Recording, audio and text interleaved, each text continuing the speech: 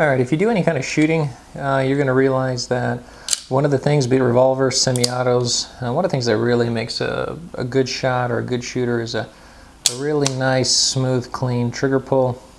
For whatever reason, these Colts seem to have them out the box.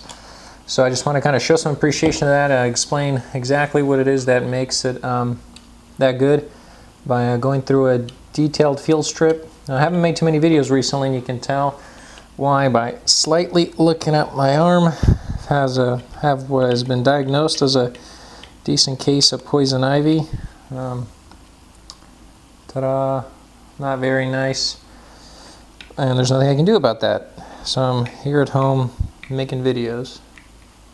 Alright, let's see what we can do. So first things first, make sure the gun's unloaded. I've already done that. Remove the grips. This is an earlier model, so this is 1968. And Mark III Colt, Mark III Trooper. I'm just sorry, just the Colt Trooper. I already get confused. One of the things you will see in later models, they have just regular coil springs. Here you have a flat V-spring, which is expensive, but it's also part of the reason why that trigger pull is so nice and smooth. And one of the kind of simple things you can do to improve or lighten your trigger pull. Here on the kind of back side, you have a screw. Go ahead and remove that. These Colts did have a nice finish, so go ahead and be careful, especially if you haven't. It's never been unscrewed, and maybe a little stiff there. You'll see a little spring and a plunger pull out. What that did is it held the cylinder together. If I can get it here. Come on, little guy. There he goes. So here's your cylinder. Comes out fairly easily.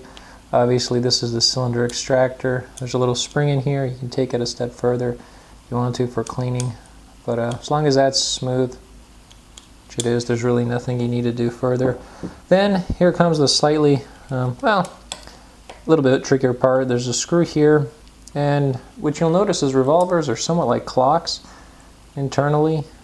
They're kind of a good amount of stuff goes on in there. This thing is going to fly out. What you can do is kind of pull it back here and elevate it, or just go ahead and lift this area here, knowing that that's going to slightly come up.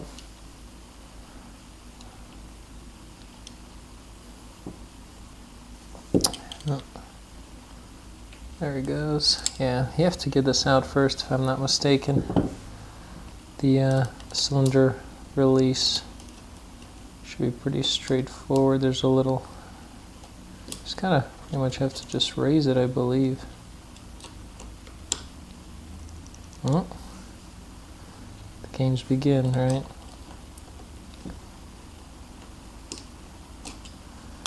Alright, let me see.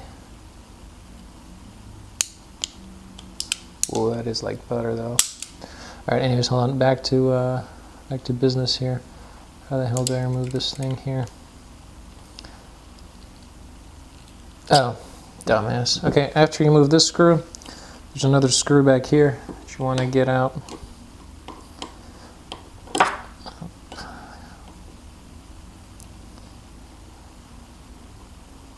Okay, once you remove that, you kind of want to be careful here. There's a little notch, but this whole top assembly comes off, and this needs a little TLC. So just be careful of that. Here are your internals. It's pretty much what makes the Colt what it is. Now that you have to be a little careful now that you don't have that area, but this is the action, and you can actually go ahead and take it apart further. If you remove that pin, this V-spring comes out, and as you can see, the V-spring holds this assembly back here, and when you actually go ahead and fire, it's kind of the, or you can see a double action. That's actually how it works. I'm no expert, I can't explain this too much, but here's your cylinder release, right? Your firing pin is in there, and that's how you would go about disassembling one of these guys. Kind of large, beefy parts in there. There are some more springs, but that's how they operate. Just have to make sure everything's aligned before you actually go ahead and try to use it. There it goes. Alright, so let's go ahead and put it back together. The only tricky part is the cylinder release. But let's see what we can do here. There it goes. So go ahead, put the screws back in. Nothing too crazy there. Oops. This is not a collector's Colt. This one's already seen a good amount of activity. By this point, everything should be working. In other words, if you would have to try the action or so, everything should be working at this point. Meaning you don't have to put the cylinder back in for something to magically start working. If it's not single actioning, double actioning right now, there's a problem with the reassembly. They usually say, you know, let a professional do this, but it's my gun. Do with it whatever I want, right? Okay, so let's take a look. Oh, see, something wasn't done right.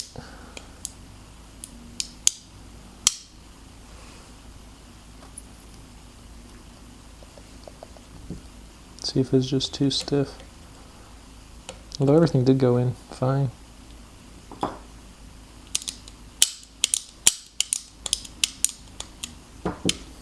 Alright, let me be careful now.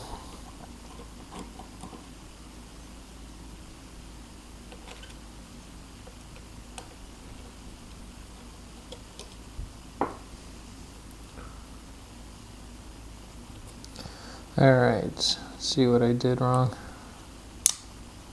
Oh, doesn't look like anything. I want to make sure everything is just in right there. Okay, for reassembly, go ahead and put this top cover piece back on. This last part might be a little tricky, depending on how it kind of came out, but should nonetheless just kind of pop back in. Okay, everything seems to be working. Okay, let's go ahead and screw everything back in. Like I said, if you have a collector's Colt or anything like that, or when I say collectors, I mean one that is some people may choose to collect given its condition, shape. You want to be very careful when you do this. Here I'm being a little bit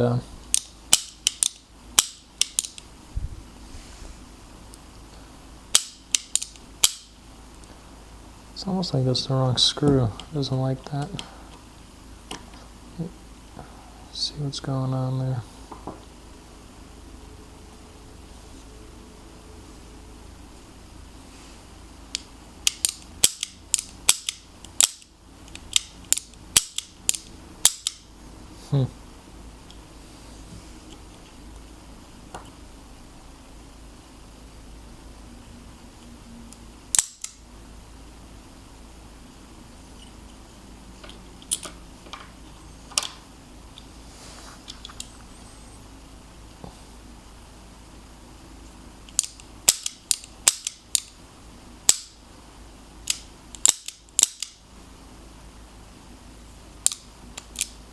Now let's try that again.